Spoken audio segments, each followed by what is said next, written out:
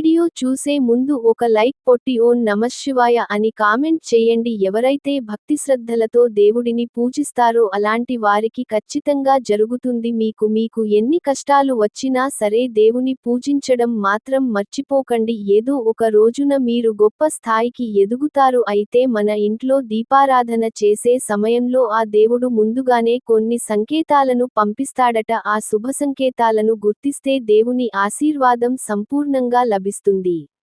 విపరీతమైన అదృష్టం కలిసి వచ్చి కోట్ల ఆస్తులు కలిసి వస్తాయి. మీరు చేసే పూజలకు దేవుడు సంతోషిస్తే ఎలాంటి సంకేతాలను తెలియజేస్తాడో వీడియోలో తెలుసుకుందాం. ముందుగా ఈ వీడియోకి ఒక లైక్ కొట్టి మన ఛానల్ని సబ్స్క్రైబ్ చేసుకోండి. లైక్ కొట్టడం మాత్రం అస్సలు మర్చిపోకండి. బ్రాహ్మ ముహూర్తంలో దేవతలు తిరుగుతూ ఉంటారు కాబట్టి ఉదయం 3 గంటల నుండి 4:30 మధ్యలో ఎవరికైనా మేలుకో వస్తే మీ ఇంట్లో దేవతలు తిరుగుతున్నారని అర్థం. ఒక్కోసారి ఇంట్లో దీపారాధన చేసే సమయంలో మనకు తెలియకుండానే కన్నీళ్లు వస్తాయి. దీపారాధన సమయంలో మీ కంటి నుండి కన్నీళ్లు వస్తే మీరు చేసే పూజకు మంచి ఫలితం రాబోతుందట. ఇక మీకున్న కష్టాలన్నీ తొలగిపోతున్నాయని అర్థం. అలాగే దేవునికి హారతి ఇచ్చేటప్పుడు ఒక్కోసారి దేవుని ముఖంలో చిరునవ్వు కనిపిస్తుంది. హారతి సమయంలో దేవుడు నమ్మినట్టుగా అనిపిస్తే చాలా శుభశకునంగా భావించాలి. ఎవరికైనా ఇలా కనిపిస్తే మాత్రం ఇక మీ జన్మ ధన్యం అయిపోయినట్లే. మీరు చేసే పూజలన్నీ నేరుగా ఆ దేవుని పాదాల చెంతకు చేరుతున్నాయని అర్థం. అలాగే పూజ గదిలో దీపం వెలిగించేటప్పుడు ఒక్కోసారి మన చేయి కాలుతుంది. ఇలా జరిగితే ఆ శుభంగా భావించాలి. పూజలో మీ చేయి కాలితే మీరు ఏదో తప్పు చేశారని అర్థం. కాబట్టి ఎటువంటి చెడు ఆలోచనలు లేకుండా భక్తిశ్రద్ధలతో దేవుడిని పూజించాలి. అలాగే మీ ఇంట్లో అనుకోకుండా పాలు పొంగితే ధన రూపంలో మీ ఇంట్లోకి లక్ష్మీదేవి రాబోతుందని అర్థం. అలాగే ఒక్కోసారి ఉన్నట్టుండి గజ్జెల శబ్దాలు వినిపిస్తూ ఉంటాయి. మీకు గజ్జెల శబ్దం వినిపిస్తే మీ ఇంట్లో లక్ష్మీదేవి తిరుగుతుందని అర్థం. విపరీతమైన ఐశ్వర్యం మీ ఇంటికి రాబోతుందని సంకేతం. అలాగే ఒక్కోసారి మన ఇంట్లో ఎవరూ ఉన్నట్లుగా అనిపిస్తారు. ఇలా అనిపిస్తే మాత్రం మీ ఇంట్లో దేవతలు ఉన్నారని సంకేతం. మీ ఇంటికి అదృష్టం పట్టబోతుందని అర్థం. అలాగే ఇంట్లో దీపారాధన చేసేటప్పుడు ఒక్కోసారి దీపంలో నూనె లేకపోయినా సరే దీపం అలాగే వెలుగుతూ ఉంటుంది. ఇలా జరిగితే మాత్రం చాలా అదృష్టంగా భావించాలి. మీ ఇంట్లో దేవతలు తిరుగుతున్నారని అర్థం.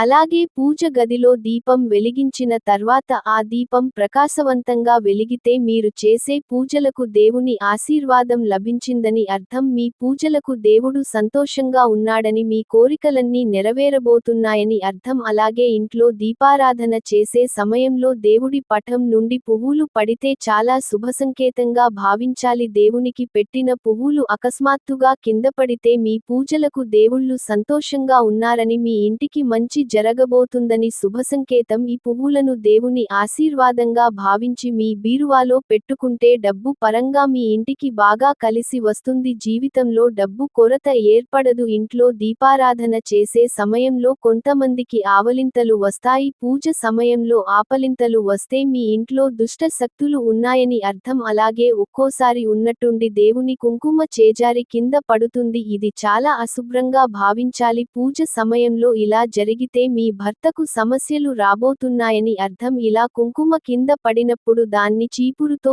ఊర్వకుండా ఆ కుంకుమను చేత్తో తీసేసి పారుతున్న నీటిలో కలిపితే ఎలాంటి దోషం ఉండదు. అలాగే దీపారాధన సమయంలో దీపం కొండెక్కితే మీ కుటుంబంలో సమస్యలు రాబోతున్నాయని అర్థం. పూజలో దీపం కొండెక్కితే ఓం నమఃశివాయ అనే మంత్రాన్ని జపించి కొత్త దీపాన్ని వెలిగిస్తే ఎలాంటి దోషం ఉండదు. అలాగే దీపంలోని వత్తులు పూర్తిగా కాలిపోతే మీ ఇంటిపై దేవుని ఆశీర్వాదం ఉందని అర్థం. అలాగే మీ పూజ గదిలో మళ్ళీ కనిపిస్తే మీ ఇంటికి డబ్బు రాబోతుందని సంకేతం. బల్లులను లక్ష్మీదేవి సంకేతంగా భావిస్తారు కాబట్టి మీ పూజ గదిలో మళ్ళీ కనిపిస్తే మీ ఇంట్లోకి లక్ష్మీదేవి రాబోతుందని అర్థం. అలాగే మీ పూజ గదిలో నల్ల చీమలు కనిపిస్తే మీరు త్వరలోనే ధనవంతులు కాబోతున్నారని, జీవితంలో గొప్ప స్థాయికి ఎదగబోతున్నారని కాకికి అలాగే దేవతలకు చాలా దగ్గర సంబంధం ఉంటుందట. కాబట్టి ప్రతిరోజు మీ ఇంటి ముందుకు కాకి వస్తే ఏదైనా ఆహారాన్ని ఆ కాకికి పెట్టండి. దేవతల ఆశీర్వాదం మీ ఇంటిపై ఉంటుంది. అలాగే మనలో చాలా మందికి కలలో దేవతలు కనిపిస్తూ ఉంటారు. మీ కలలో దేవుళ్ళు కనిపిస్తే మీ ఇంటికి ఏదో మంచి జరగబోతుందని, త్వరలోనే ఒక శుభవార్తను వినబోతున్నారని అర్థం. అలాగే దీపారాధన చేసే సమయంలో ఒక్కోసారి దీపం నుండి శబ్దాలు వస్తాయి. ఇలా అస్సలు